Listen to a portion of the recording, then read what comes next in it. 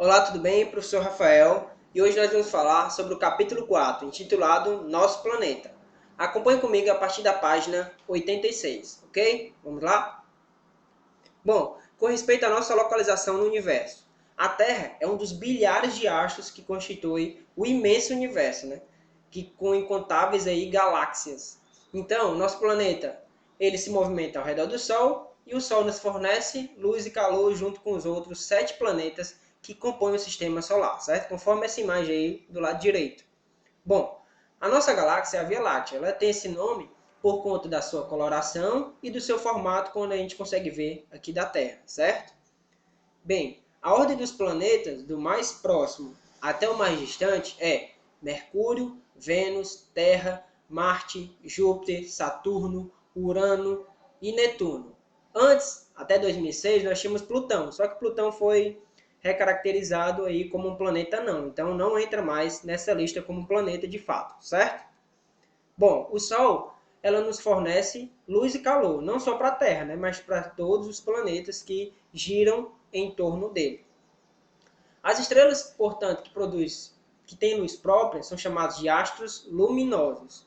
Já os corpos celestes que não possuem luz própria são chamados de astros iluminados, certo? Bem, aqui nós temos um panorama geral do nosso sistema solar. As novidades aqui nós temos o planeta anão Ceres, nós temos o Caronte e o Xena, né, que foram descobertos aí há pouco tempo. E nós temos o Plutão, que foi descaracterizado, né, como planeta de fato, ok? Essas são as novidades em relação ao nosso sistema solar. Bom, com respeito ao surgimento do universo, nós temos diversas teorias científicas sobre o surgimento do universo, certo? Mas a mais aceita é a do Big Bang, ou chamada de grande explosão, que foi estudada aí a partir do século XX. Segundo essa teoria, toda a matéria, ou seja, tudo que existia no universo há bilhões de anos, estava concentrada num ponto do tamanho de uma cabeça de alfinete. Você consegue imaginar todo o universo aí reunido, concentrado em um tamanho de uma cabeça de alfinete? Exatamente. E isso que teria dado a expansão do universo. Por isso que ocorreu essa explosão, como mostra aí a imagem do lado esquerdo, certo? Bom, com respeito ao sistema solar, nós tivemos aí vários estudos que vão evoluindo com o tempo. Aliás, como tudo na vida, né? Então nós temos basicamente duas teorias que são as mais conhecidas, que é a geocêntrica e a heliocêntrica, certo? Bem, a geocêntrica acreditava, que a partir de Cláudio Ptolomeu, acreditava que a Terra estava no centro do universo e todo o universo girava, então o sistema solar girava ao redor da Terra.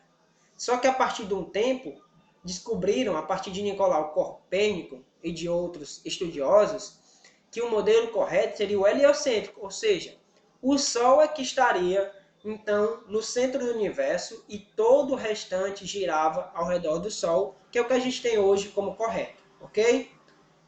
Vamos lá. Com respeito à forma da Terra, o planeta ele não é esférico, não é um círculo, né? Como a gente imagina. Mas ela é sim abaulada, isso, é esse mesmo nome. Ela é mais ou menos esférica, só que achatada nos polos e mais larga aí na região do Equador, ok? Bom, aí como a gente pode ver nessa imagem. Bom, por esse motivo, por não ser totalmente esférica, ela recebe o nome de geóide, onde geo significa terra e oide forma, seria a real forma da Terra, né? Aí como a gente pode ver nesse gifzinho, ó, que é a terra, né, sem a água, somente realmente a terra, de fato, né? Ok? E você pode ver que ela é meio, né, meio distorcida. Então elas têm umas partes aí na linha, mais ou menos onde seria a linha do Equador, ela é mais larga, né, e nos polos ela é mais achatada do que a gente imagina. Bom, isso afeta a luminosidade solar sobre a superfície do planeta, né? Por isso que nós temos temperaturas desiguais. Em alguns lugares faz mais calor, em outros lugares neva, enfim, nós temos essa variação de temperatura, justamente por conta da forma da Terra. Por conta disso, nós temos várias zonas climáticas, que é a zona tropical, intertropical ou tórrida, que é a zona mais quente da Terra. Inclusive, nós estamos aí nessa parte, né, o Ceará, e aí parte do Brasil está nessa região. Nós temos zonas temperadas, que seria intermediário, entre muito quente e muito frio. E nós temos as zonas polares ou glaciais, né, que é onde neva, Polo Norte e Polo Sul. Ok? Vamos lá. A Terra, por sua vez, realiza vários movimentos e tem consequências, né? Por exemplo, o movimento de rotação corresponde ao giro que ela faz em torno de seu próprio eixo, como se fosse um peão. Aí a gente pode ver nessa imagem, ó, a Terra gira no seu próprio eixo, ok? Esse movimento dura aproximadamente 24 horas, para ser mais exato, 23 horas, 56 minutos e 4 segundos, que corresponde a um dia no nosso calendário. E isso gera algumas consequências, como a sucessão dos dias e das noites. Se a Terra só girasse ao redor do Sol, nós não teríamos os dias e as noites em 24 horas, né, como a gente prevê. A gente teria aí dias constantes de só Sol ou dias constantes aí de só noite. Então iria dificultar muito a nossa existência. Mas a Terra realizando esse movimento, nós temos os dias e as noites, ok? Bom, outra diferença são os fusos horários, né? Como a gente vê a Terra girando, ó, ela tem horários diferentes. Enquanto um horário é noite, o outro é dia. Isso também afeta, em relação à posição do Sol, afeta o horário de cada lugar, porque o nosso horário depende do Sol, né? E aí por isso que nós temos os fusos horários. Aqui nessa imagem, nós temos aí a divisão, né? Em 24 fusos, ou seja, 24 horas diferentes.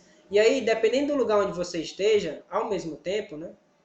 Em pessoas diferentes, claro, e dependendo do onde o Sol aparente, então você tem um horário diferente, né? Basicamente, o fuso horário é definido por isso, certo? Bom, o outro movimento que a Terra faz é o movimento de translação, que é onde a Terra executa em torno do Sol, ou seja, na órbita, como você pode ver aí nesse gifzinho, certo? Bom, esse movimento tem a duração exata de 365 dias, 5 horas, 48 minutos e 46 segundos. Porém, para facilitar o estudo e tudo mais, a gente arredondou os estudiosos, né, para 365 dias e 6 horas, certo? Então, basicamente, na realidade, nós teríamos aí 365 dias e 6 horas. Mas, para facilitar ainda mais o nosso calendário, definiu-se que seria nosso ano, né, teria 365 dias, certo? Bem, o que acontece? Nós temos aí, considerando 365 dias, nós sobramos 6 horas por ano.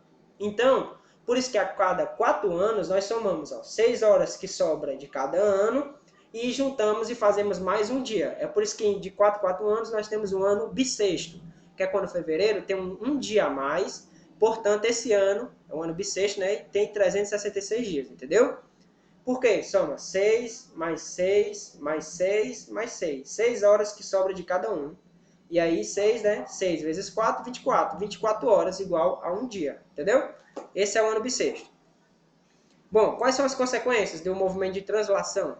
São as estações do ano, né? Verão, inverno, entre outros. Por isso que nós temos aí diferentes estações do ano por conta desse movimento de translação, certo? Bom, com respeito à Lua, nós temos o ciclo lunar, que compreende 4 fases diferentes, né, que aparecem dentro da ordem do mês lunar. Nós temos a Lua cheia, que é quando o hemisfério fica iluminado da Lua, está completamente voltado para a Terra, de modo que a face da Lua inteira reflete a radiação solar. O segundo é o quarto minguante, onde a metade da superfície visível da Lua fica voltada para leste e está iluminada. Nós temos o ciclo lunar nova, né, que a Lua está entre a Terra e o Sol. Dessa forma, a face que vemos é a que não está iluminada. E nós temos a quarto crescente, que onde metade da superfície visível da Lua fica voltada para o oeste, está iluminada, né? Fica aí mais visível a partir dessa imagem, né? A partir da localização da Lua e do Sol, nós temos um ciclo, né, lunar, certo? Nós temos um tipo de Lua, digamos assim, diferente, certo? Bom, para fechar, nós vamos falar sobre os eclipses, que é o encobrimento total ou parcial de um astro, seja quando ele se desloca aí para a sombra de outro. A gente pode observar dois aqui da Terra, que é o lunar e o solar. O solar é quando a Lua fica alinhada entre a Terra e o Sol. Isso faz com que a estrela que ilumina o nosso planeta, o Sol, fique escondida por alguns minutos, ocasionando então o eclipse solar. Esse fenômeno pode ser total ou parcial.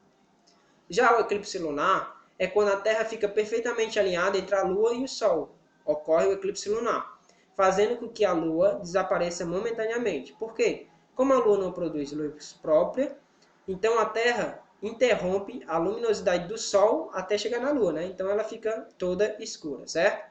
Basicamente esse é o nosso conteúdo. Estou à disposição para sanar aí qualquer dúvida, ok? No mais, abraço!